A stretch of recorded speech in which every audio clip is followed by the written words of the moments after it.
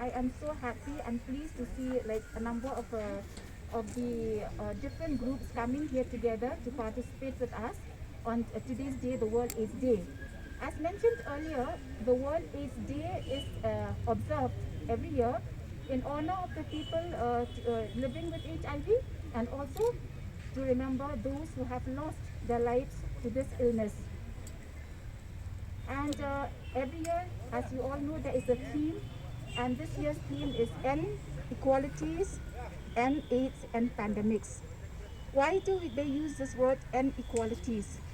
As we all know that people living with HIV, they face a lot of stigma and discrimination. There have been instances where people living with HIV are thrown out of their houses, of their residences, of school-going children being thrown out of their schools, and of FIRs filed against them of people living with HIV for no fault of theirs. And all this stems from the fact that we still do not understand the basic facts of HIV. We all think that HIV is very contagious, is very infectious, but no. I just want to stress here today that HIV spreads only by there are only 4 modes of transmission. The number 1 is sexual mode with an infected person. Number 2 is the use of infected needles, and this is most common in the injecting drug users. Number 3 is infected blood and blood products, and the last one is from an infected mother to her unborn child, either during pregnancy or even during delivery or even breastfeeding. I want to stress here that HIV does not spread, through by hugging or by shaking hands or sharing of utensils or talking to each other. And it is a fact that HIV is also a pandemic which has become silent nowadays. With COVID, with all of us are focused on COVID, we tend to forget that HIV is a pandemic and it has been there for 40 years. In our state, there is a steady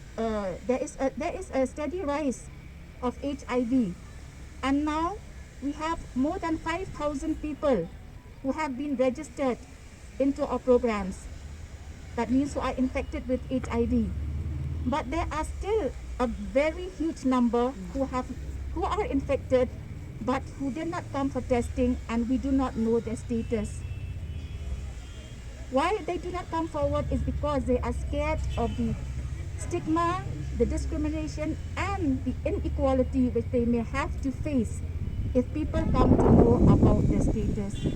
Please remember that being infected with HIV or having AIDS is like any other illness.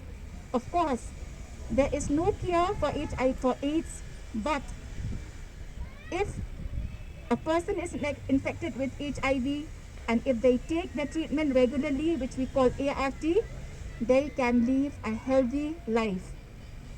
And a person who is on daily ART, on regular ART, the viral load also will come down. That means the virus also gets suppressed, and there is very less chance of them spreading to others.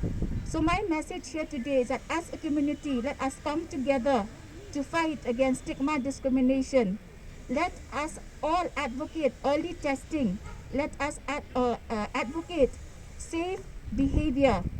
We all know how HIV spreads, so let us advocate safe behavior. We can say HIV is appropriate behavior, like what we have for COVID appropriate behavior. And once again, I thank all of you who have come here today.